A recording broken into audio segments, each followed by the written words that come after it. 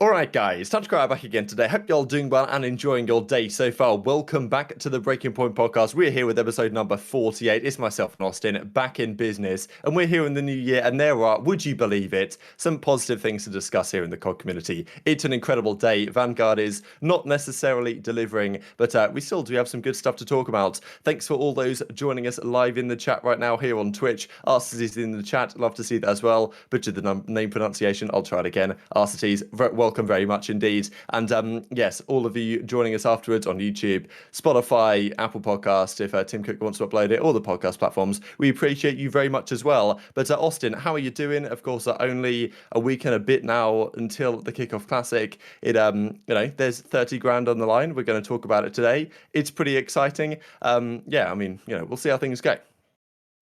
Yeah, doing pretty good. Just, going through the motions of scrims, getting ready for it. So just patiently waiting for tournaments to finally return.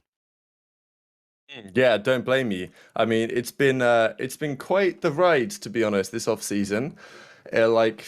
It's been taking its time.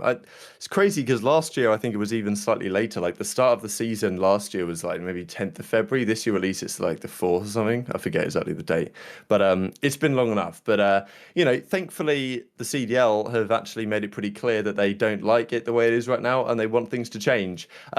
Which is of course what the community say as well. So hopefully everything is pretty nicely aligned. Let's dive into things then, because the big topic of discussion really the last couple of days has been the whole, well, at least at the end of last year, there was this like massive meltdown the COD scene had, and really frustrated. State of the game, state of the league. Why is it starting so late? Like we're here in year 3, and all these issues we talked about since year 1 are still present. And then there was rumors coming out that like the 12 team majors are now going to be 8 teams. It was like, okay, we're going backwards on every front. It's really frustrating because we've seen the stats that came out on Twitter from 2021, and the COD League was like the second most talked about esports league behind Brazilian League of Legends. It was ahead of Valorant, ahead of Overwatch, ahead of Counter Strike, ahead of all these other games. And some people were saying, okay, maybe a lot of that is just negative stuff, right? But at the end of the day, the COD scene on Twitter remains undefeated. I still think the COD community is the best out of any esports scene you're going to find out there. But sometimes the support for the scene isn't quite where we would like it to be. So some concerns came out.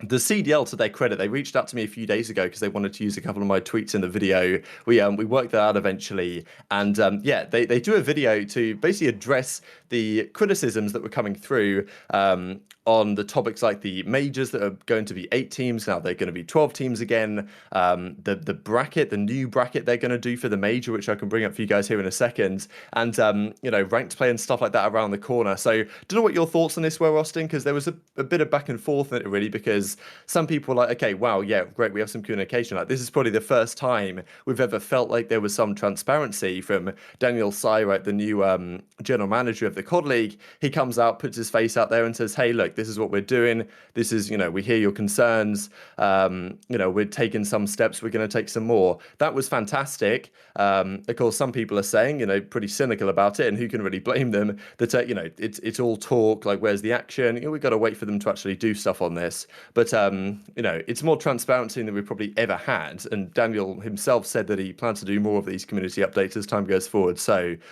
positive couple of days for the scene, I think, Austin. Yeah, I mean, we kind of asked for that last week. It's just like some transparency, better than nothing. So, I think they kind of stole it from Halo. Like they saw like what's the guy's name, Takashi or something like Yeah, that. Tashi or Tashi or something. Tashi. They basically like ripped what he was doing, which is like the basic minimum of what any league should be doing is, being somewhat transparent like that.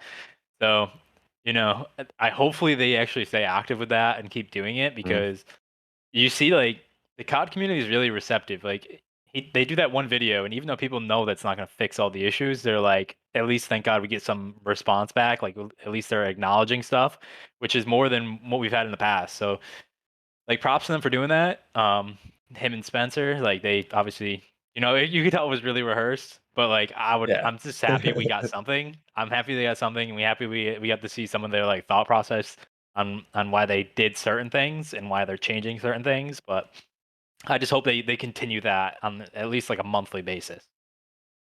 Yeah, exactly. That'd be fantastic because I think what was kind of good, and we can talk about this in a second, but exactly what they were trying to achieve with their relationship with Sledgehammer, right? And trying to get some changes being made on the positive, which, is great, but of course there's only so much the CDL can do on that front. Like at some point they have to pass the baton over to the developers, then what happens there is not always ideal. But we'll talk firstly about the 12 team majors because it was confirmed. I think we talked about it last week that it was at least heavily rumored by Crone that they were going to go back to a 12 team format for the majors after going to do 8 teams. Now Daniel kind of explained some of the reasoning. Crone also put initially in his article that it was because the 9th, 10th, the lower matches didn't have the viewership of the higher ones, right? Which is, of course, I guess true. It depends a lot where Optic and the other big organizations are. But, it's kind of part of the building the storyline for the event of having the lower bracket matches anyway. So I think, Omer, if you could bring up the bracket right now, if maybe the whole thing is visible. But this is the new major bracket for all the majors this season. Of course, we've only got 4, but we've got Champs, the Pro-Am, some other things are going on as well. Now, this is pretty much, I think, the best that we could have expected given the situation. Like, I think, we're talking all talk, no action. This is something they've actually done. And they've said, okay, 12 teams are going to be there. There's going to be no buys at all. So the buys are gone. I know maybe like Austin, you're thinking, oh, damn, like, no more 3 series to win a major. Shit. Yeah. But because obviously you guys, you did pretty well on the buys last year. But, they're all gone now, which does raise 2 questions. Because first of all, it says, okay, is there enough advantage for winning your qualification matches? Because, the fact of the matter is, even though this is what we've been asking for, this 12-team bracket, pretty much exactly this is what people wanted. There's still, still complaints, right? Like the CDL, they can't get it right no matter what they do. But, it's like, okay, number 1 seed plays the 8th seed. Is that... I think for the World Championship, certainly that's what I wanted. I think it's certainly better for this as well. And frankly, that's a pretty significant advantage after playing, 5 matches online at the end of the day. That's the thing. It feels like, given the online matches are the seeding ones, it's like you don't want to have too much weight in them and at least give a chance to the 9th through 12th teams to actually do something. The fact of the matter is they're never going to win the tourney from the lower brackets, like almost certainly, but they might put up some sort of fight like Seattle versus FaZe, right? Nice bit of storyline going on there. Then didn't get to see them at Champs, so that whole discussion was had. So yeah, I think this is like the first thing they've actually done, right? That's not just talk. They've said, look, we're going back to 12. We know you want the teams to be there. I think that frankly, the 8-team thing, even though it had some maybe good reasoning behind it, it created more problems than it solved. So yeah, what's your thought on this bracket, right? Because obviously, if you're Paris, you're pretty happy you get to go to the majors. If you're FaZe, you might be thinking, maybe I kind of like the buy, but supposedly not. Yeah, so like I'll say the same thing I actually said when I found out about this is like this is the best 12-team bracket you can make. Like there's really no ifs, ands, or buts about it. Like if you do everyone in the winners bracket, the thing that happens is the 4 teams would obviously get a bye, the top 4. If the teams that lose in the first round and the teams that lose in the second round actually end up matching each other. So having that bye in the upper seed wouldn't mean anything, which is why they don't do it that way. Also, having the 4 teams in the lower bracket, that's the punishment for doing bad in your group stage. So I'm actually a really big fan of this because I want the CDL to have the best format possible, and like this is the best 12-team format possible. So I don't really care that there's no buys. Um, Honestly, I actually like the 8 teams have an equal standing because I don't want online matches to mean that much either. Like I'd rather have online just seeding, and that's what you got in this. So like 1 versus 8, what's that? If that was last year, that would be like us versus like Florida, I think. Like that's still a pretty big advantage. Like and with like vetoes and stuff, like you still get a pretty big advantage going into that. I mean, obviously you might have some really good teams that struggle in the group stage and then they drop down in seeds, and that's where you can get like a 2 seed versus like let's say like just some super team struggles and they end up in the 7th seed, which they only go like 3 and 2 in the group stage. Like that would suck. But at the end of the day, like this is the best format period that we could get out of 12 teams. Now, if it was 16, like that's the only way you can improve this. But with 12 teams, that's the only thing you can do. So I'm just happy and I'll take it. Yeah, I think you're bang on. Also, what you said kind of sparked a bell there, just because the tiebreakers that could come through in these groups, right? I think that was another issue with the kind of 8-team thing, is that you play these qualification matches. there might be some teams tied, and then you go to map count, then you go to like head-to-head map count against other teams, and that's going to determine if you go to the major or not. Like, that seems kind of crazy. Now, if that determines whether you start in winners or losers, that's like, unlucky, but do better next event and don't get involved in the tiebreakers. And as you say, that may well determine, there could be teams that, four teams could be tied. I don't know how it's going to work. I guess they might be doing groups again, but there could be some crazy ties where there's like a fifth seed, a sixth seed, a seventh seed, and then who they play. But it's also good because often going into the tournament, you'd say, okay, FaZe have got the bye. They're going to play either Optic or, whoever, right? But at least this time, the spicy matchups going in. You know that, okay, FaZe, wow, like FaZe had a rough stage. They're playing Optic round one. Like, that's crazy. Like, it's not like because teams have buys, you don't know the crazy matchups in advance. That's always kind of a nice one. And they've actually tried to do that with these predetermined matches as well. Like, we can go on to discuss that because I think we talked about it last week that there was an article that came out that said they were going to be randomized. And that was obviously kind of crazy. Now, Daniel came out and kind of explains what they're planning to do, which seems to be that they wanted to make sure that, because last season there were certain matchups that happened all the time. Like, there was, I don't know exactly which ones, but there were a lot that happened all the time. I mean, early season, was it like Seattle versus LIG, or maybe that was in the previous season where they were farming all their wins. Whatever it was, those guys matched up a fair few times. And as a result, they obviously had a fair few matches, whatever. Some teams barely played each other at all. Like, there was some matchup going into stage 5 that hadn't happened like all year. It was like, I don't know if it was New York, Paris, or it was some matchup that hadn't happened all year. So they decided, okay, we want to make sure that doesn't happen again and make so that these matches do happen consistently.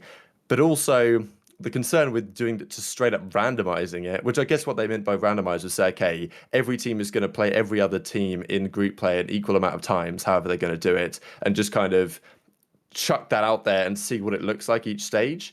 But I think what they're going to try and do is control how that looks per stage. So say, okay, based on seeding or something, make it so that teams don't get ridiculous, easy or hard buys. So I don't know what they're planning to do here. I don't know if you have any thoughts on this or know exactly what they're thinking here, Austin. But yeah, I think they want to basically make it so that every team knows who they're playing for like the whole season in the group play matches, which like I don't really mind, but you can see, okay, well, stage 5 optic play phase on this date. I guess it's kind of cool, but need to make sure that they're not randomized and that the strength of the competition should be relatively well accounted for across the stages. Bit of a strange one. See, I know what they're doing. Like they want to know, like they want to be able to market like Atlanta's playing Texas on May 4th, But I think it's stupid. I think it's really stupid. It's just a Mm. bad idea because teams are going to change. There's going to be roster swaps. There's going to be different power rankings just going on throughout the year. And at some point, some team's going to get some ridiculously hard schedule just because of bad luck, and they're going to get started on a losers bracket. It's a bad idea. It's just a bad idea, and I get like their reasoning behind it. I just don't think it's a hill to die on. I just think like I think how it should be is like group stages, 6 and 6, 2 pools, six on each side. A 1, 3, 5, 7, 9, 11 are in one group. 2, 4, 6, 8, 10, 12 are in the other group. Boom, there you have it. So like I don't think unless you're because like what the plan of this, because I'm pretty sure in the community video didn't he say like they're going to continue with they're going to try to find a way to levy it. But unless you're Yeah. changing matchups depending on strength of schedule, there will always be a team that has an advantage and there will always be a team that has a disadvantage. And like that's where like I just don't agree with it because it affects competitive integrity. So like I won't I just won't I don't like this idea, but I mean I guess you just got to make the best of it. Yeah, and I think you make a really good point though, especially like I was kind of thinking about this as well, but you phrased it very well about how the teams are going to change throughout the course of the season. Like, okay, let's say I'm Florida and I look ahead to stage 4 and I'm going to be playing, Boston, Seattle, London, and FaZe. But by the time I get to stage 4, the top 4 teams in the game are Boston, Seattle, London, and FaZe. Like, who knows, right? Like, Yeah, I've you're just screwed.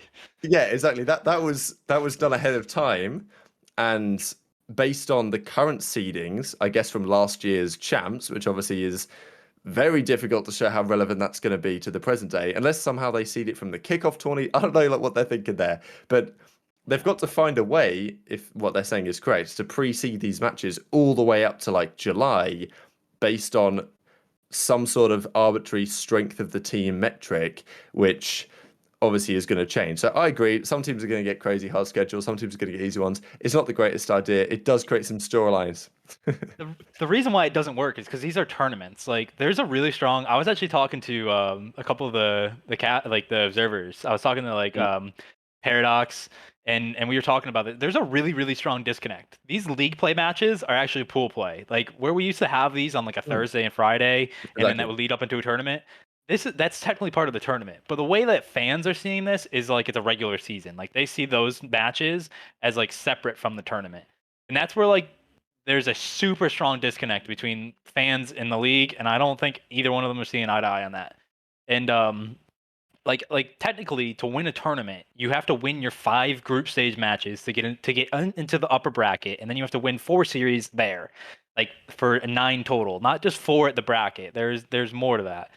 I understand that the group stages are definitely worth less than the bracket stage matches, but you still have to do well in your group stage. The league is looking at the group stages as regular season matches, when in reality, you should not be pre-seeding, you should not be pre-scheduling a tournament like that because you're going to have conflicts with strength of schedule. It's just going to happen. You're going to have a team with a really hard schedule and you're going to have a team with a really weak one. There's no way to pre-seed tournament matches like that. There just isn't. If this was a regular season, like the NBA or the NFL, yes, you can pre-schedule those. You cannot do that for a tournament. It just doesn't work like that. It's not going to work like that. At some point this season, some team, unless they get lucky, some team's going to get some impossible schedule, and it's going to be this big thing.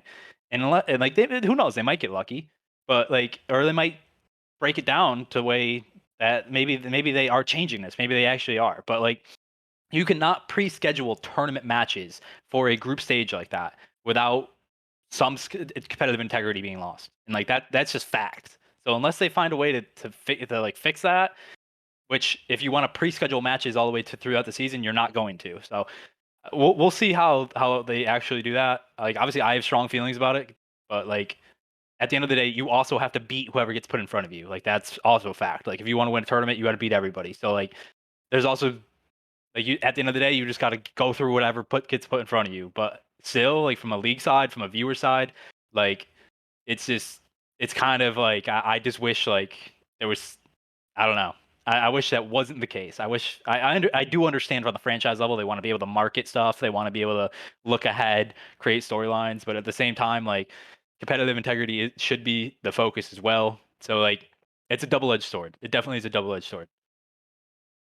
Yeah, I think you phrased that really well because I was actually thinking about this today that pretty much what used to be the group play on Friday night and Saturday morning is now 3 weeks of play. But I guess the way that they're perceiving it is that that's kind of the regular season. But it's weird the way they're describing it because I agree with the way you put it. That like you're seeding for group play of a tournament in 4 months' time. It doesn't make any sense based on the current season. But I guess maybe the way they're looking at it is that the 3 weeks that lead up to the major are kind of not really part of the major. It just so happens that there's a major at that time that we're going to use the seeding based off the previous weeks. But of course, it is also connected because it leads up to major one. You've got stage one leading into major one. So I agree with your point on the disconnect there. I guess the positive to take from it is that these are online seeding matches. You have a hard group, yes, but even if you have a hard set of matches, you still get to go to the tournament, right? And even if you get a tough set and you only win, let's say you go 2 in 3 or whatever, you could still maybe get like the seventh, eighth seed and get into the winners bracket. So, the consequences of this lack of competitive integrity are less severe than they have been. So at least there's that. But yeah, I kind of agree. Don't know if you have any final thoughts on that. No, that's pretty much it. I mean, again, like this is the best bracket for what they're looking for. But honestly, like I wish we could translate back to like the Black Ops 4 style. I was talking about this with Paradox. Like if we could have like 2 regular seasons the way we used to in Black Ops 4, you had a stage 1 and stage 2. You played all the teams twice back then per stage. Like I really wish like for the first major, you have a pro league that's about a month.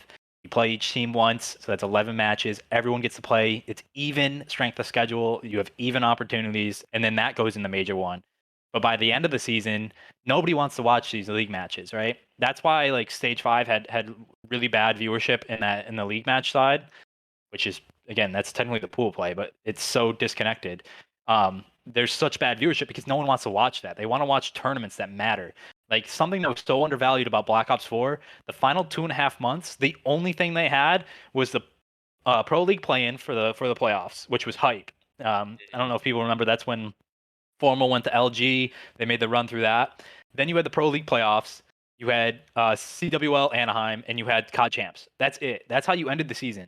All high intense, everything matters tournaments.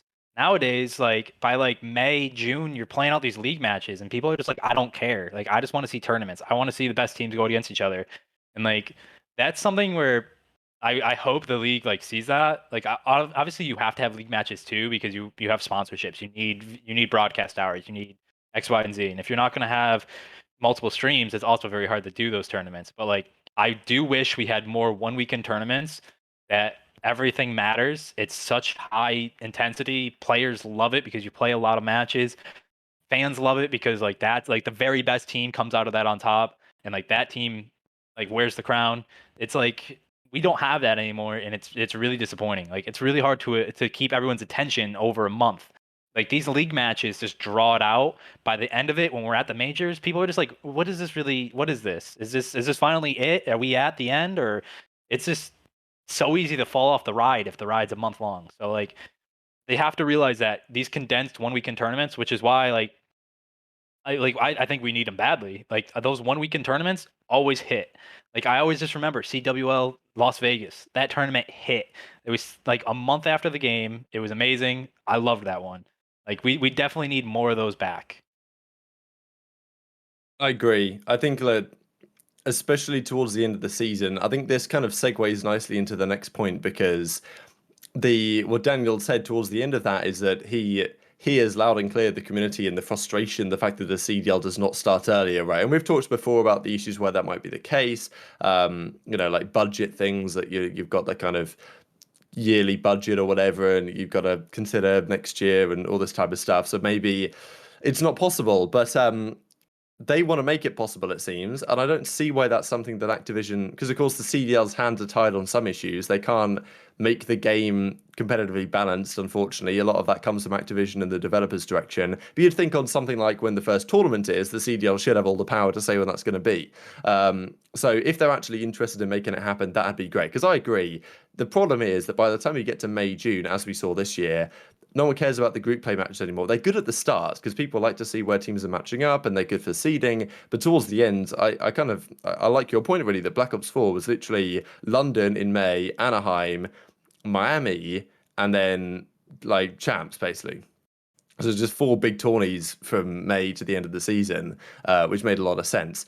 So nowadays, of course, theoretically, right, if they brought the league back by a month or 2 months, then the way the league currently is would be great, and then just add in like a few more tourneys, and then champs, because right now, by the time you get to May, you've got it's like, May, June, July, especially. It's like, okay, these group play matches again, come on, like we've seen this before. Whereas if that's May instead, and then, basically what it used to be, right? So I think they're quite close to making the format really good.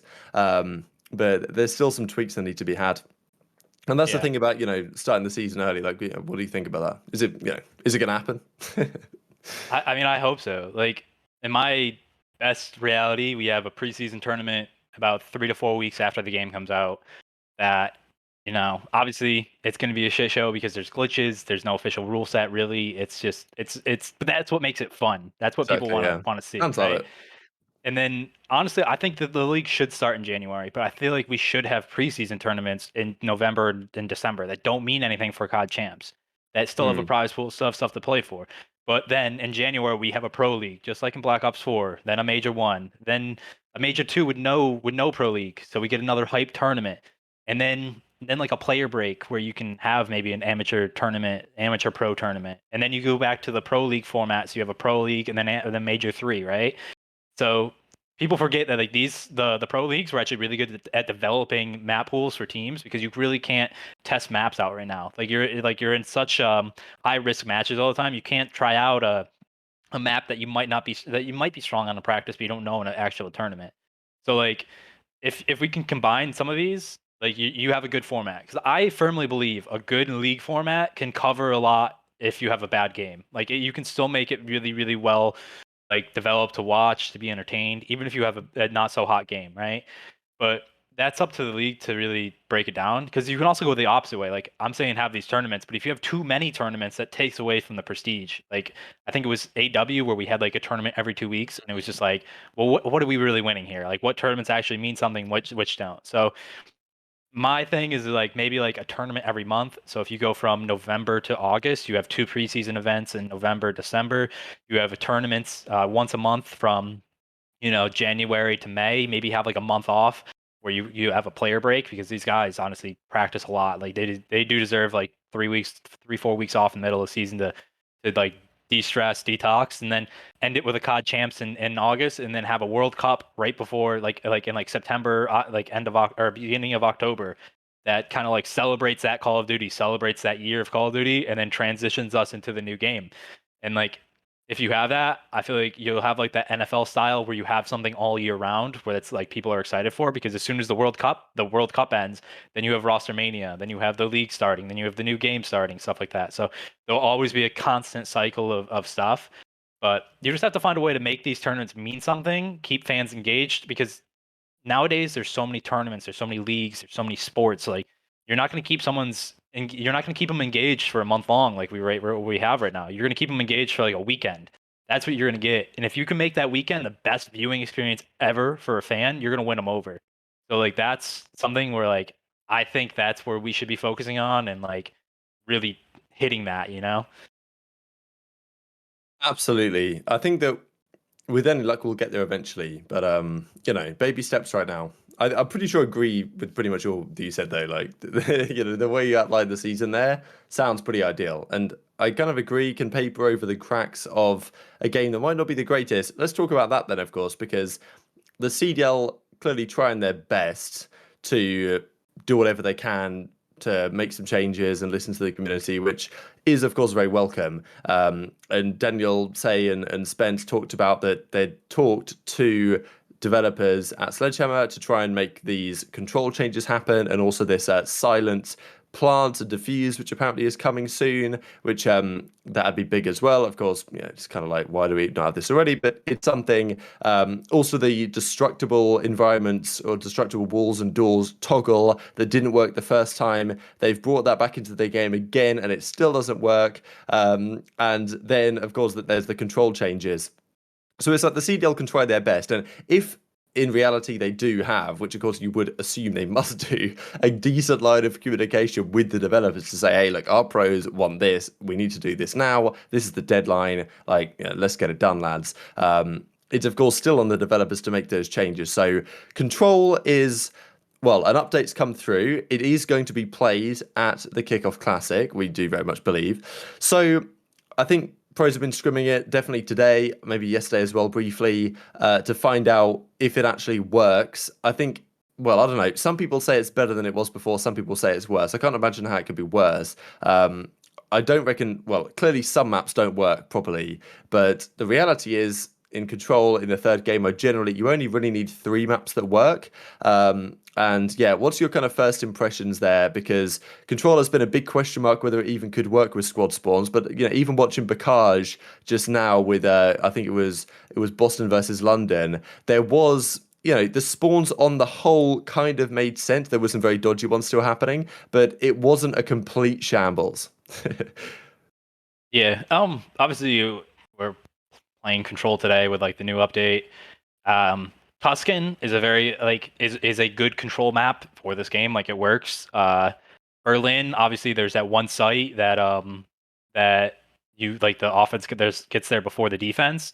But I feel like Berlin's still as a whole is a really good competitive map. So if you fix that spawn, which is pretty easy, right? You just move back the attacking spawn a little bit, or you move forward the defensive spawn. So at least the defense should get there right before the offense. You want the defense getting there light years ahead because then they're posted up and then it's like unwinnable for the offense. But if you fix that spawn, Berlin works too. But like that's just an issue right now. If you think about it, we were actually talking about this. Like gridlock, there used to be Showers Hill. The offense used to get there before the defense, I believe, but the defense had a good chance of breaking that. You just have to complete that for Berlin. It might take like another tweak just to make that work. Gavitu and I think there was one more like Bow Cage. Like those are okay. Those could work. They're not great. I don't think any of these maps are great yet. They still need some tuning. They still need some playing around with. But you get Skin, Gavitu, uh, maybe Berlin's fixed. Maybe if Oasis works, I don't really know if Oasis will work. Like you have options. I feel like Control definitely has options. Whether or not we should be playing that at the kickoff, I mean, obviously, the kickoff is a preseason event, so like maybe you should, but like I don't know. Like I feel like Control is in a overall maybe it's in a better place. Um, if I'm pretty sure the tick thing got fixed, the bar thing got fixed. Those are two of the biggest issues. So if those two are fixed, we can still play around with the spawns and control points. Like I feel like it'll be okay. It'll be better. Yeah, exactly. I mean, it better be, right? Like Hopefully. at this point of the season, it's got to be. It's just the frustrating thing to me is it's kind of as you said earlier. If we want next season to start sooner, the game just has to be in a playable state competitively by, like and Yeah. maybe they'll force them to do that. This is also a good question here from Dryjack actually, because right now only 4 maps are being scrimmed in Hardpoint. Like, what's the situation there? Is there going to be a fifth one? Like, is anything actually playable? Is there still hope that like London Docks might arrive and save the day? Because in Search and Destroy as well, people have been talking about it, like what maps even work. Because I think Felipe was mentioning Castle, right? That was played a lot in early Chals, but then people realised that A site was just impossible when you can get up on the roof, which there's no way to really stop. So I think that might have been the key reason why that map stopped being played. But that map on paper I thought was kind of good. So yeah, like what's even going on there? Because there's Berlin, I guess, for search. There's Tuscan, which seems pretty good. I guess Bacage is played. Then they've got like Desert Siege, Oasis, Demyansk, like these maps that might work, but obviously aren't perfect. So I feel like there should Yeah. be able to be find five S&D maps, but I don't know about Hardpoint. Yeah, S&D's actually has a better chance of finding five because you have Berlin, Bocage, Gavitu, Desert Siege, and Tuscan, Negative. which I think are all pretty solid. Castle could work. It just needs like if we had to throw that in. Demyansk is in there. That one I don't like though. Oasis was played a lot in the preseason, like in the tournaments. So like that's 8 right there.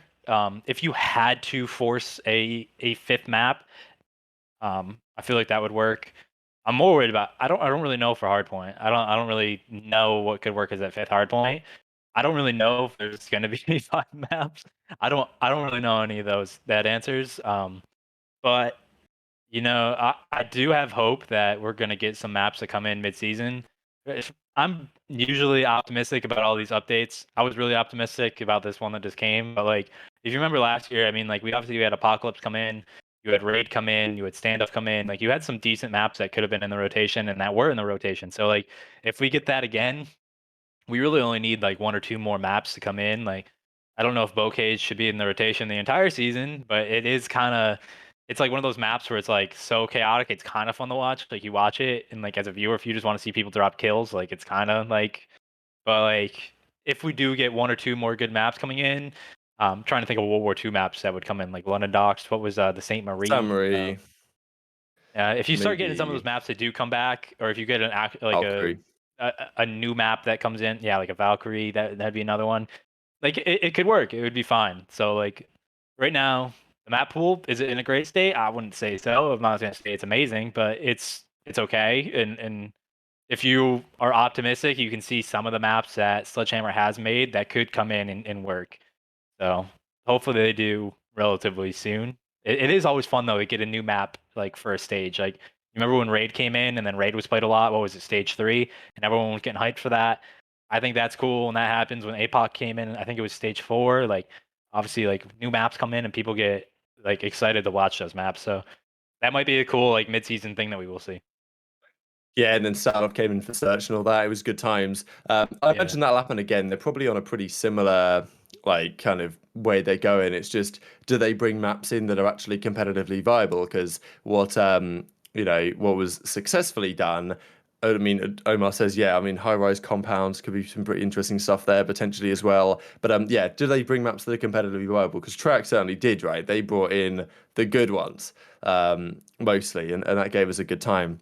Kind of talking about that as well, the kind of schedule the developers might be on in terms of stages and stuff. We've got to consider ranked play because the leaks have come out that it's coming soon. I mean, who knows what soon is? They say in the next few weeks, which might be along a similar line to when it was last year in Cold War. I think last year was like end of February, sometime like mid late February. I think it's got to be in February. I don't know whether it's ideally it's right at the start of February when the season starts. Of course, ideally it should have been back in November, but we are where we are.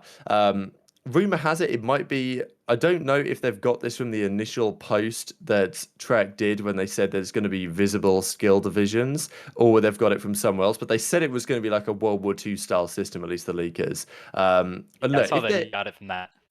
okay, yeah. I mean, look, if it is an elo system, I actually might play it. Because just stuff like that makes things so much more interesting and it gives the pros something to stream. And yeah, I don't know. I guess there are some positives that it's coming soon. I mean, given the way Vanguard's been so far, I guess we'll take it if it does arrive. Hopefully, no later than last year, though. There's also like CDL skins and stuff that's a big question mark that when are they going to come? Because pretty sure they launched right in line with when the season started last year. But I don't know if that's going to happen again. Yeah, like Hex actually talks about it a lot about how like it doesn't make sense for them to actually release it. I mean, he doesn't agree with this, but he says like Yeah. it doesn't make sense for them to release it at the beginning because they want that second tick in like February, like uptick of players. So like I do see it from that point of view too. I'm not saying it's the right point of view, but I'm saying I see it from that. But like I do have more hope about this ranked play. My one worry, my like super worry, is that people don't like playing this game as much, and that when the rank play comes out, there's gonna be a low player count, and they'll think it's because of that ranked mode. I really hope that doesn't happen. I really do hope that ranked play comes in and like reinvigorates the game. People get excited to play it. If there is an elo ranking, I mean, I haven't played this game since November, and I would probably play it if there's an elo ranking. I would try to like grind it, have fun. I know all the players would be because they just want something to play. They just want something to play, stream, make content. Like a lot of the players don't do it right now because there isn't too much of an option, you know. Doesn't mean these guys don't want to do that, but having something just to play late night, just other than practice, is going to be nice. I do hope they do a good job at making this, coming out with it. I keep saying this, but I am optimistic about it, and I have high expectations. For some reason, I can never just have no expectations and don't be let down. I always have high expectations, and then but I am optimistic. I just really think Sledgehammer has done good in the past competitive wise. Like they had AW that was good. They had World at War, which was or World War II, which was good. Like I don't want to. I'm trying my best not to see the first 3 months of a game and make a reaction about the whole 12 months of a game. Like I really hope that they have stuff in the pipeline, and even though the first 4 months of the game might not be good, the remaining seven of the major season will be good, and they have all these things planned out. So like that's just me trying to be optimistic. I'm trying my best, but Sledgehammer, please don't let me down. Yeah, I agree with you. I mean, it's just we'll just do what we can to make this season the best it can be. I think that's the point we find ourselves in. Let's just change tack a little bit before we get back to the kickoff and kind of some power rankings, what we want to try and do there.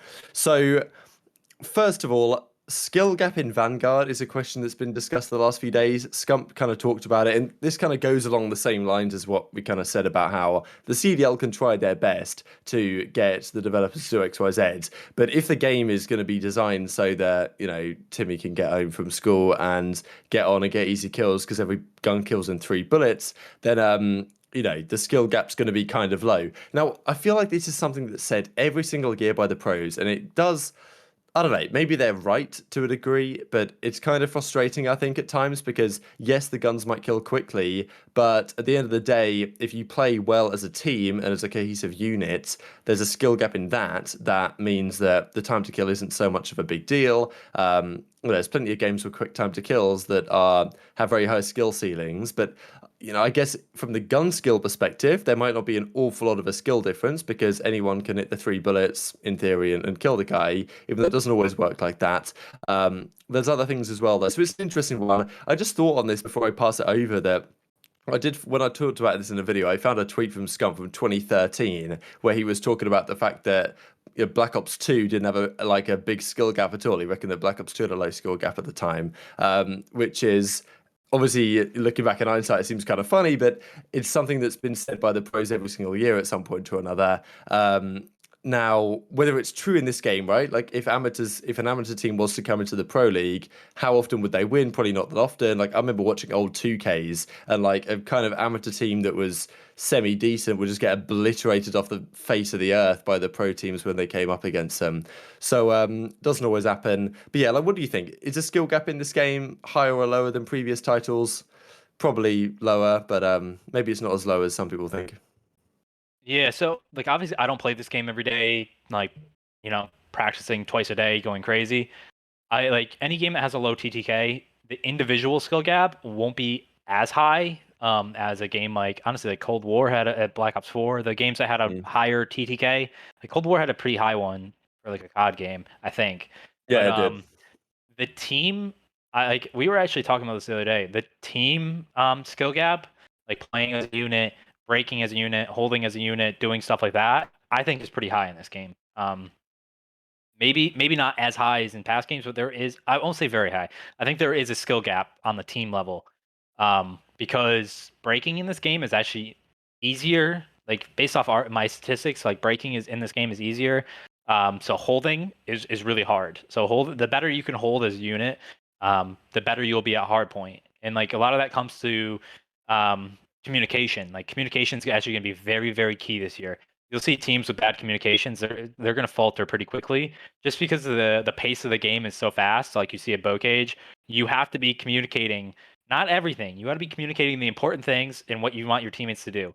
And then your teammates have to listen and react correctly. So like teams that have very good communication, like you're going to get really good at hard point. But I do think on the team level there is a skill gap. Obviously, on the individual level there isn't as high of a skill gap as past games, but there's still a skill gap.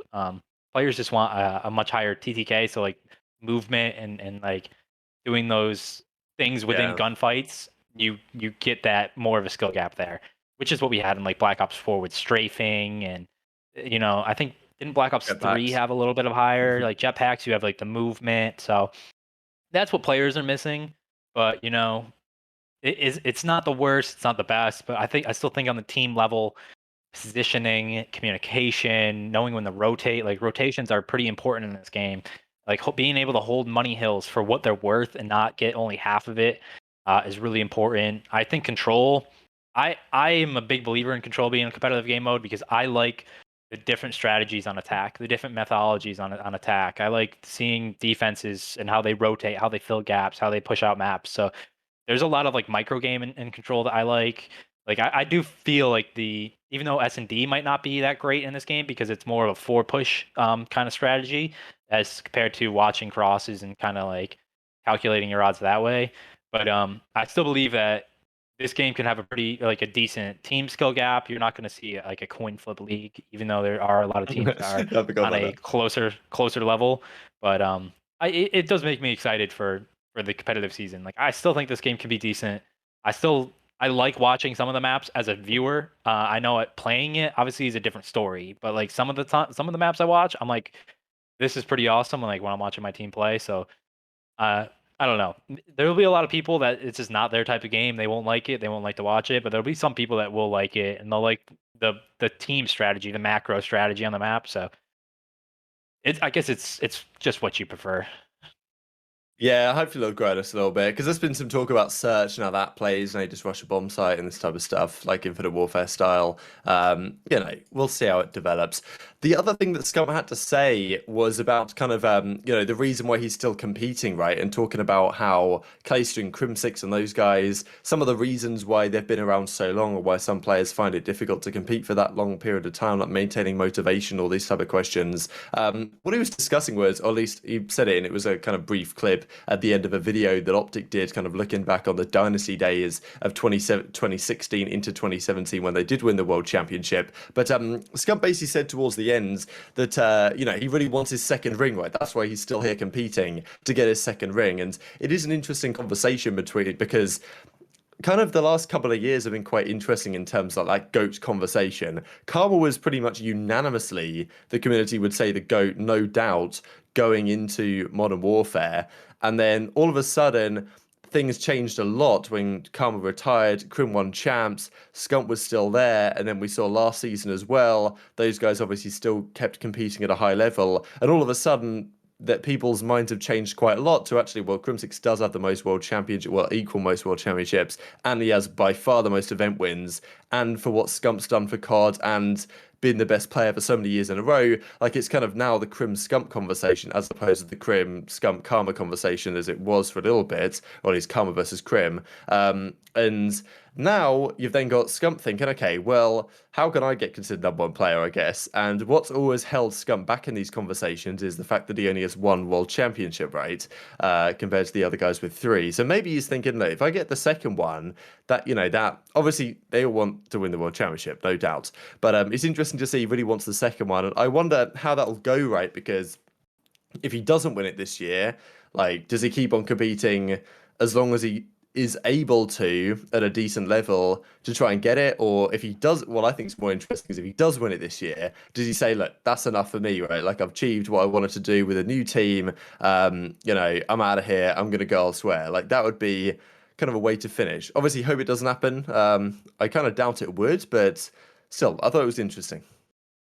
Yeah. You gotta respect his like hunger to win after playing for like 12, 13 years. I think that's pretty awesome. You still see that out of him. Uh, Obviously he wants to win that second ring because there's just been so many opportunities where he should have won a ring and then Yeah. they just didn't make it, which is really unfortunate because I feel like every time he always steps up at the and God Champs and does really well.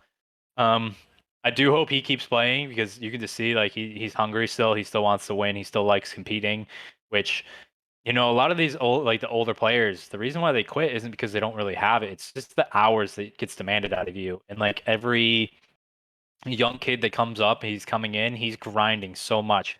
They're trying to get in, they're trying to do anything they can. When you've been in the league, you've been on the top of the mountain for so long, it's very hard to find another mountain to climb. It's very hard to stay putting in that same level of effort, even more effort as you keep going. Um, so I got to commend him for obviously having that, doing that for so many years. It's pretty amazing to see. I do hope like in the future he does get chances to keep competing, keep doing what he loves, and until he really can't anymore. But yeah, it is pretty awesome to hear him speak about that and touch on that. Show that he's still really competitive. Like he's bought in. That's all he cares about. He's not just here to cash a paycheck and just put in the results that whatever just happens. Something I'll always respect out of him. Yeah, exactly. It seems like there was some talk about that lately as well, right, Tao? Some players, I think Formal said it, that because there's no real amateur versus pro competition, a lot of pros are just basically sitting on the paychecks, right, for the year, doing what they can. And then if they get dropped, it is what it is. But let's dive into the kickoff bracket then. So Omar, if you're able to just chuck this up real quick, I mean, I could just kind of maybe I'll just zoom in a little bit actually. I'll just share the zoom out version for a few seconds and I'll zoom into the actual games. So the Kickoff Classic bracket is here. They reveal it. And I mean, maybe we can do some more in-depth kind of predictions, how we think things will go next week, because we're going to do power rankings here in just a couple of seconds. The power rankings question is actually quite interesting because it's like, power rankings leading up to this event are probably quite different to how I might expect things to look in the entirety of the season. But yeah, this is the bracket they've gone with. And first of all, there is a bracket, right? Congratulations, everyone. We've finally got here. The kickoff event actually is going to have a winner. As you can see, there's $30,000 up for grabs in the final. So yeah, I mean, obviously there is some money on the line. Not spectacular, but it's some money. Can't be bad. And then you've got the matches. So what do you think about the teams that got the buys? I thought this was quite interesting personally because so it's FaZe, Rocker, Optic, and Ultra that have the buys. And I was kind of wondering, I'm just thinking, like, is there a little bit of kind of match storyline rigging going on here again, right? Because you wouldn't put it past them. But it's just that if they were to do the buys as they could have been, we might have seen New York, because I thought they might do it based on the point standings from last year, and because it was Dallas and Optic were both in there, so Optic kind of became Dallas, so they get a spot, and then I thought it might push New York up, who I think were the fifth seeds, into fourth, and they would have got the buy instead. However, they've worked out the first round seeding. What they've done for the bye teams is they've just taken the top four champs, and now Dallas have become Optic. But I thought it was interesting that you've got Subliners versus Boston, of course, New York versus Boston. That's apparently a good big rivalry in the States. And then you've kind of got the fact that LA Thieves play Paris, theoretically the easiest team, and if they win that, they play Optic, right? So seems like they're kind of trying to say, Optic Thieves, it could be a matchup. So I don't mind it, obviously, at all. But I'm just saying that last year there was some talk about the fact that these matches are being rigged for storylines, which isn't necessarily the case again. But maybe they've done a little bit of sprinkling. No, I like the bracket, not just because like our side of the bracket, because I actually think we have a really really tough matchup. Yeah. I think Seattle and London are like legitimately top five teams right now. But uh, like how they did it, I do agree with doing it from champs because that's like the crown, that's the playoffs from last year. Last year, like the points leading up, that was like the regular season, and then like that is the playoffs. So like somebody in the NBA that has the best record going into the playoffs, like that's not how you see them next year. You see them based off like how they did in the playoffs. You know what I mean? Like I do get that. And the way the seeding works is like so. Obviously, it's like us one, Minnesota's two, or Ultra's two. I think Minnesota's three and Optics four because Dallas was four, or maybe it's wrong. I think Dallas Maybe was third at champs and Rock was yeah. fourth at So it's champs, I think. yeah. So Optic are third then because technically that's still the Dallas spot. They just acquired two more Yeah, players yeah. and changed their name, and Minnesota's four. The way the Friday matches work is so Surge are eight, I think. It's like 8, 9, or something like that. So like technically, if the Both higher of them seed didn't go to wins, champs, right? So yeah. I, If I the guess higher that makes sense. Yeah. Yeah, if the higher seed wins every single one of those matchups on Friday, we would face the lowest seed. Toronto would face the second lowest seed. Optic would face the third lowest seed.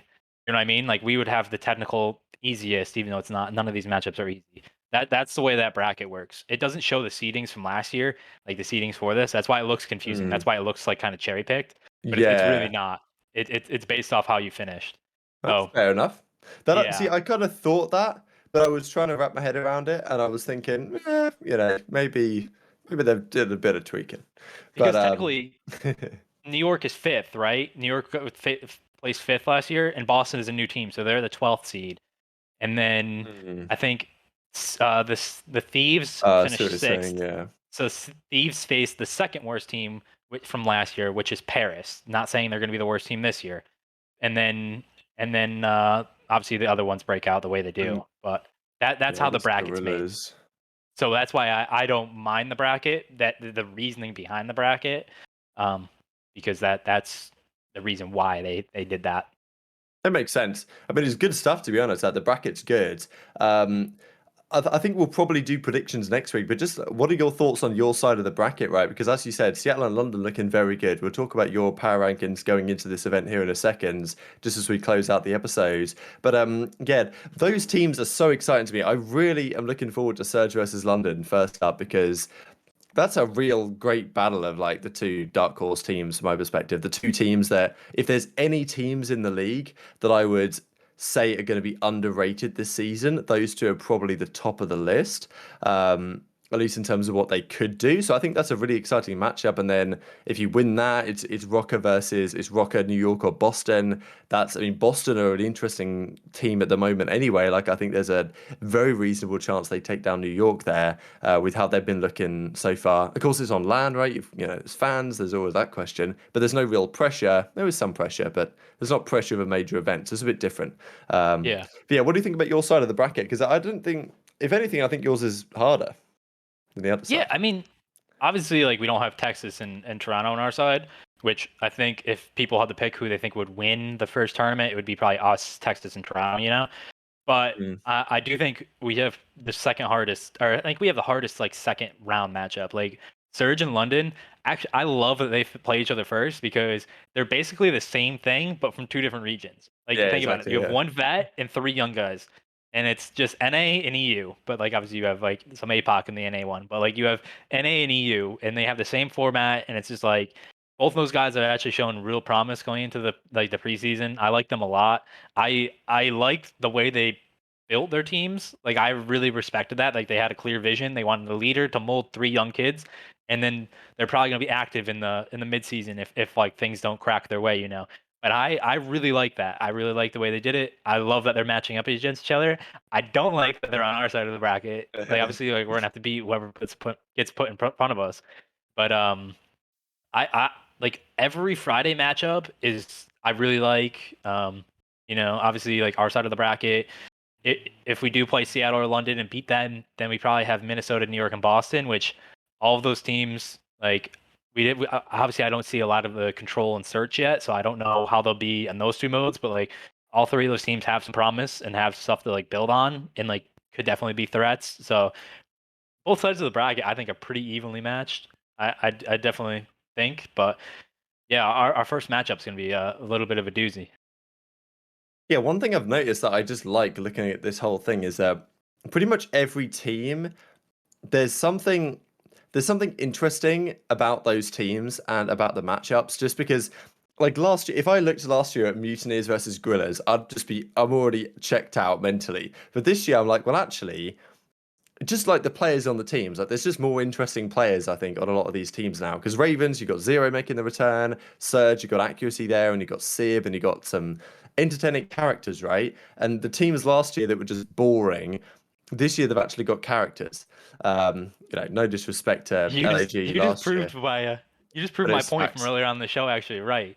Like, see, this is entertaining because there's so many storylines that lead up to one weekend. You don't want to watch this for a month and break down those storylines for a month.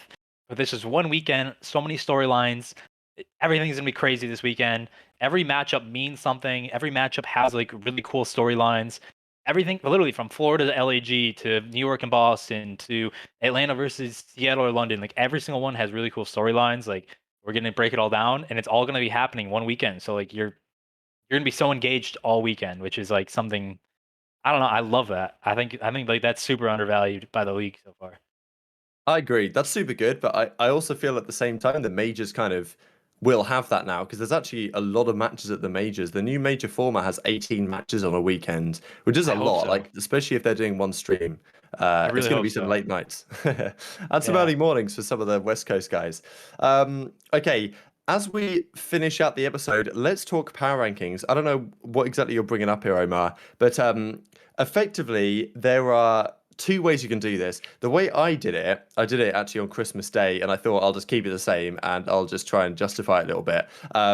Is kind of expectations for the entirety of the season. And there's the other approach, which is like, okay, where do the teams actually sit right now? Because I think where teams sit right now, based on practice, and Austin definitely has probably some more insight to this than a lot of the community does as to how good these teams are looking theoretically. And I'm sure, coaches in general have a good idea. Um, yeah, here we go. Boston mid at best.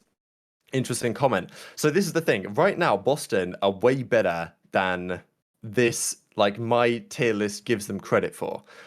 However, when I look at their team on the entirety of the season, I think they could be pretty good, but they've got Method, TJ, Nero and Caps that of course changes can be made that make things different there. But I think in terms of skill ceiling, at the end of the day, they came in with a roster that is picked up the scraps of what was left outside of the league. Right now, they're meshing really well and having good success. But my perspective is that when the other teams actually figure things out, they should just beat them on just better skill overall. So that's kind of how I've got things going now.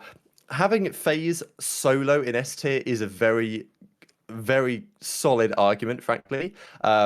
And the reason why I put the teams so close is just because I thought that it's really difficult to tell going into a new game how the teams are going to be and how much difference there's actually going to be. Like, I don't think you can ever really know going into a new game that, like, hey, this team's just going to be way far and away better than the rest of the league, like FaZe was last year. I think it's somewhat unlikely that'll happen again.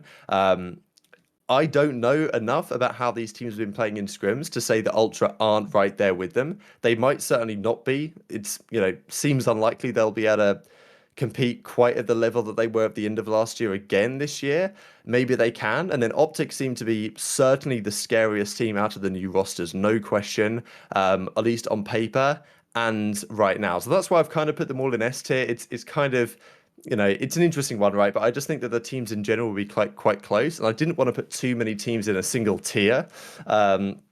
And then there's title contenders, and right now these three teams, from what I've seen in scrims, have not been looking particularly good. So this is not an expectation of how these teams will look this weekend, because I don't think they're going to be this good. But I do think that in the long term, New York should figure things out. I think my concern here, because I did make this in December now, is that Los Angeles Guerrillas are actually going to be and maybe Thieves as well, are going to be nowhere near as good as I've kind of put them here. But this is kind of based on the theoretical talent and what this roster should be capable of with enough time to practice and get things ready. And maybe with even some changes. I don't know. But yeah, LAG, I think, and LA Thieves as well, not been playing all that much, don't seem to particularly enjoy the game, which is a concern compared to some of these other rosters. So, but I do think in the long term, these are the squads that have the most potential to win championships outside of the S tier guys. And then you go down to potential. This is why, like Minnesota, I kind of, to be honest, I don't want to seem like a Minnesota hater because I like all the people involved, but I just feel like last year I went into the year saying Minnesota would be the most overrated team. I think I was probably correct, given that they made changes and they were pretty woeful until they brought Standing into the team, then actually got good. This year might not be the same thing, but and maybe they'll be better than this at the start just because these other teams aren't so good. But I'm just not convinced that this team, especially in the respawns, really has what it takes in a super fast-paced game that this is going to be. So I'm just not convinced in Minnesota. I'm still putting them here, just ahead of a London and Surge. And it's difficult to say because I think London and Surge, as I described, are two of the teams that I think have the most potential to actually do something kind of crazy and maybe even make a grand final or something. But yeah, they could be real squads that punch above their weight. And the reason why I kind of put them above Boston is because I think the talent of these teams is just straight up better. I think that the teams are quite similar, really, like Boston, London, and Surge. I kind of think of them all in a similar category. But I think the London and Surge are straight up a better talent. So over the whole of the season, I expect London and Surge to do better. But it's kind of crazy the fact that I'm putting a team like Boston at 10th in the overall rankings, given how good they are right now and still how good they can be. I just think the league is that competitive. Florida 11th, I'm not convinced of their roster, frankly. I think they've probably looked quite good online early on, but a team that I can't see them stringing together too many series wins in a row. As such, I think it's going to be difficult for them to make it past like top 6 at a major. And Paris is certainly in a similar boat here as well, where, they've got some talent, they can win some series, but they're not going to win 3 series in a row. My prediction is they're never going to win 3 series in a row the whole year. They're going to win max 2, if not just one, and then they'll lose a couple series, they'll win another one, lose a couple series. I don't think they have what it takes to ever string a couple together, which is why I don't see them having basically any success. Okay, that's my perspective on kind of overall season expectations going in. I might, maybe I'll tweak some things based on the scrims the last couple of weeks or so, but over to you, Austin, for your perspective on kind of how you perceive things going into this weekend specifically. You can, of course, touch on the season as a whole as well, but I think you have some good perspective here on how teams are looking so far in this game. Yeah, so I'll let Omar bring up mine. So mine is more not on the whole season because I think things are going to drastically change going into like week by week pretty much. But for what I did is I did mine for the Kickoff Classic and what I expect going into that. Obviously, like things are going to change after that. But so like mine, I don't know, Omar, do you have mine up? Um, maybe not. So mine, obviously I put my team like first. Honestly, us, Texas, Toronto are on the same level. Like I really think like those three could win tournaments. Um, I put Toronto and Texas on like the title contenders just because like I feel like there's a gap between like us three and then the rest of the pack like currently right now. Well, it's like not. Yeah, I see that, Rab, but but yeah. So that's how I started right there. For the potential, obviously I put Boston, Seattle, London, and Minnesota. Um, Boston right now is actually looking very, very good in scrims. they're kind of shocking me how well they looked. I don't know if that's a honeymoon period. I don't know if that's gonna keep if they're gonna keep getting better. I don't know if like obviously this isn't the best we've seen out of them, but I feel like they're looking really really strong right now. Seattle, London, obviously I hyped them up for the when we were looking at the bracket. Those two teams I actually think are really, really set up. I think they're really, really well. I think they're going to get better as the season gets along. I don't think they're going to be at their best right now because Lamar and Trey have so much to like teach that I feel like once those guys get into the thick of it, like getting into tournaments, getting into actually where it's stressful, like high intensity environments, that's when Lamar and Trey are going to be able to teach them the most and really progress them in their careers. So like that's why I think like those guys right now have potential, but they could shock us at the kickoff, but they also might like flutter just a little bit. Minnesota, obviously, I don't know how well they're doing in hard points, but I know they're obviously a very, very good S&D team, very good control team. So like that's why I put them in the potential, even though I think like LAG and LAT are on the same level as them. That's why I moved them up because I think that anything like that team is just so much strategy, so much in-game IQ that like they're obviously always going to be a really good S&D team. Like when you think of all four of their players, all four of their coaches, like they have a lot of in-game IQ over there. They're going to be really creative and really good on that side. Um, for the mid at best, like I nicknamed mine middle of the pack because I like I still think these guys could really shine. Like I think LAG and LAT. Well, let me start off with this. LAG, LAT in New York. I don't know how much they've been scrimming. I know a lot of these teams took off a lot of time going into this, so I didn't want to just put them in. I didn't want to put anyone in the PSG like category. I left them there because I know a lot of these guys haven't been scrimming a lot. So I think that might translate to a weaker kickoff performance, but stronger down the like. Obviously, they're if they put in the work, they'll be stronger down the road. Like obviously, LAT, New York, LAG are not going to be bad all season. Like they will definitely get better. But like right now, I don't know how much they've scrimmed. I don't think it's much. So like that's why I'm putting them that low. Florida and Paris, I actually think are better than the worst two teams last year, if that makes sense. Like when you look at the worst two teams last year, they couldn't really compete too well. Where like those two right now, even though they might be the consensus 11 and 12, are actually pretty strong in the respawns. So like that's something that could end up in a lot of upsets. So for them, I didn't want to put them in the lowest list because I don't know control and S&D for them. They could be really, really good in that mode, or they may be really bad in that mode, and that's when you put them down there. But for right now, they actually do have some promise in the respawns. They've done pretty well, but those are teams that they might need a roster change here or there. They might need a really good S&D performance. So you don't know for LA Thieves, like obviously like I had my concerns with the two AR like with their positions, but I definitely think they're going to be able to figure it out because they have a lot of like talent on that team. They like Envoy, Draza, Kenny, Octane, like they have a lot of just pure talent. So like they'll work it through. Like all those teams in that list, they all have like one worry for me, like whether it's chemistry, whether it's communication, because like I do think like Clay and Krim are not going to be. I feel like they're going to be amazing at some point this season. They're just going to come out and just spank teams out of nowhere.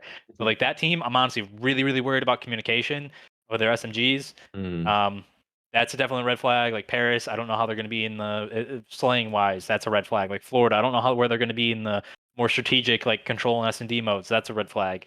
For LA, like I feel like they will put in the work. But like, will they continuously put in the work? Will they always be like? Because like, there's so much talent there. There's so much slaying power. Like, at some point, it's gonna click and it's gonna be scary. And like, they could easily win a tournament. You know what I mean? And like LAG, it's just like staying on a great level chemistry wise, building off of that, getting better. Building like that. It's like a ladder. It's like a pyramid. You got to keep going up that mountain and getting better. So all those teams and all the teams in the potential too. They like every team has their own red flags. Even our team, like every team has a red flag. It's just like how much you think that will hinder them going on. But for the kickoff, like this is obviously not my list for the entire season. This is just my list for the kickoff for the entire season. Obviously, it would be completely different. I have a lot of faith in like teams like New York. Maybe they might do like some of these teams just might need a roster change, and then they'll boost up, or maybe they just need more reps, and because they haven't been having as many reps in the boost up. But you don't know until the kickoff. Obviously, I remember like last year we like everyone thought lag was going to be horrible, and then they did really well on stage one, and then like 2 years ago I think Paris everyone thought they were going to do really bad, and then they did good at the first stage. So Good point. my list could be ass backwards at the end of the day, but that's just obviously we haven't seen a lot of SD in control, so I just want to put that out there again. Like we're only seeing 2 out of the 5 maps, so like it's really tough to judge how a team's going to perform, especially in front of fans on LAN in a tournament environment. Like that's obviously going to be flipped upside down. So usually experience is key. So LAG, LAT, New York could be at the top of this list by the end of the kickoff. But for right now, I don't know how much they've practiced just based off what I've seen. Like obviously I saw something on the timeline about lag, LAT. I know New York hasn't scrimmed in like 3 weeks. So that's why I had them like lower. New York is back. I knew they took a break. I'll rephrase that. I think that makes perfect sense. I really like this list, Austin, honestly, going into this. And that's the thing, what's so exciting is that you just cannot tell what's going to happen, which teams are going to be good, which teams are going to be bad. There's like some of these teams are going to be overrated, some of them are going to be underrated. That's always how it goes. And it's interesting, right? Because as you say, last year LAG were kind of surprised people at the start of the year and then fell off a cliff. So, and other teams did the opposite, right? Came out slow and then really turned things up a gear. And maybe that's going to take some changes. I'm sure changes are going to be inbound because this league's so competitive that some of these teams, like if you're LA Thieves and you're not top 4, that's not good enough, right? Like someone's got to give. And same with a lot of these orgs, right? But expectations are very high for a lot of them this season. So, well, it creates some exciting storylines. But there we have it. Thanks all for joining us live on Twitch and also after the fact as well. We've been pumping out a load of good content as well on the YouTube channel. So if you guys haven't checked some of that out yet, documentaries, all this awesome stuff inbound. So yeah, the season's getting underway. We just love to see it. Thanks so much for producing. Thanks Easymac for joining us as always. We'll do our best to we'll get Lionman back in business next week, but actually we might have some special guests. We shall see on that front. It depends what happens. We'll get them on at some point or another. Hopefully you enjoyed. If you did, leave us a like, all that good stuff. Thanks for joining us live, and well, we shall see you next time.